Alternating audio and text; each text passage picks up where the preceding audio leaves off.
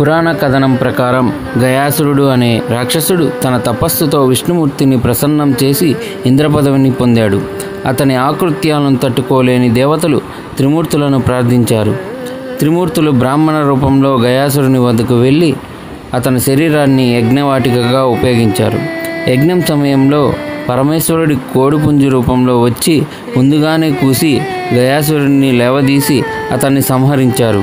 ఈ సంఘటన తర్వాత శివుడు కోడిపుంజు అంటే కుక్కుట రూపంలో దర్శనమిచ్చినందున ఈ స్థలాన్ని కుకుటేశ్వర క్షేత్రంగా పిలుస్తారు. గయాసురుని పాదాలు పడ్డ ప్రాంతం పాదగయగా, తలపడ్డ ప్రాంతం శిరోగయగా, మధ్య భాగం పడ్డ ప్రాంతం నాభిగయగా ప్రసిద్ధి చెందాయి. ఈ పిఠాపురం పాదగయ క్షేత్రంగా ప్రసిద్ధి. శ్రీ కుకుటేశ్వర స్వామి దేవాలయంలోనే పురుహూతికాదేవి ఆలయం ఉంది. ఇది అష్టాదశ శక్తిపీఠాలలో ఒకటిగా ప్రసిద్ధి చెందింది.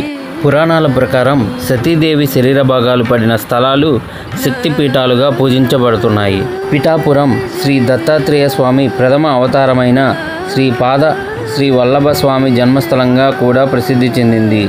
ఇక్కడ శ్రీ కుంతి మాధవ స్వామి ఆలయం కూడా ఉంది. ఇది పంచమాధవ క్షేత్రాల్లో ఒకటిగా గుర్తించబడింది.